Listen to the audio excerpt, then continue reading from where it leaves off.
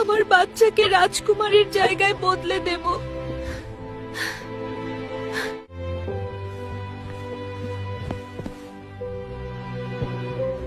এবার তোমার মা রানী অ্যাপেলিনা আমার বাচ্চাকে লালন পালন করবে, আর তুমি আমার কুঁড়ে ঘরে মানুষ হবে। তুমি হতে চলেছ বিজয়নগরের আদরের ছোট্ট রাজকুমারী সোনা। আজ থেকে এটা হবে তোমার পোশাক। অভ্যাস বদলে নাও। এখন থেকে তুমি শুধু রাজকুমারীর পোশাক পরবে। আমি তোমার নাম রাখবো আপেল আমিনা। আপেল আরিনা, দ্রুত জমির ঘাস সব উঠিয়ে ফেলো। আচ্ছা মা, আমার অনেক ক্ষুধা পেয়েছে। আজকে আমার সোনা প্রথম ঘোড়ায় উঠবে। ইয়ে, অনেক মজা হবে। আজকে থেকে তুমি রাজবাড়ির কলেজে চাকরানির কাজ করতে যাবে। ঠিক আছে মা।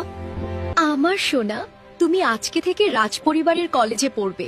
মন দিয়ে পড়াশোনা করবে, ঠিক আছে? ঠিক আছে মা। অবশেষে আমি কলেজে পৌঁছে গিয়েছি। এখানে আমি অনেক বন্ধু বানাবো। আরে ওইটা কে? একদম আমার মতো দেখতে। আরে এটা কে? আর ওকে আমার মতো কেন দেখতে? তোমার মাথার মুকুট আমার খুব চেনা চেনা লাগছে, যেন ছোটবেলায় আমারও এমন মুকুট ছিল। সামান্য চাকরানি হয়ে আমার মুকুট নিয়ে কথা বলো, এত সাহস তোমার? যাও, যে আমার ঘর পরিষ্কার করো, ওটাই তোমার কাজ। আমার ওই মুকুটকে এত চেনা চেনা কেন লাগলো? হ্যালো আম্মু, আজ এখানে একটা চাকরানি আমার মুকুট নিয়ে কথা বলছিল।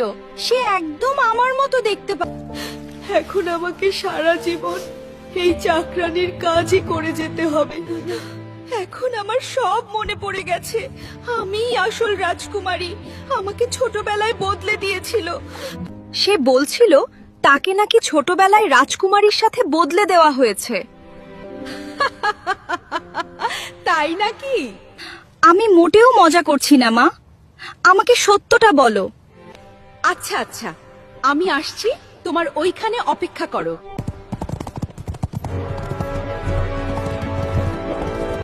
হ্যাঁ, এটা সত্যি যে তোমাকে জন্মের সময় বদলে দেওয়া হয়েছিল আমার সোনা। এটা তুমি কি বলছো মা? হ্যাঁ, যখন তোমাকে আমি হাসপাতাল থেকে রাজবাড়ি এনেছিলাম তখনই বুঝেছিলাম এটা আমার বাচ্চা না।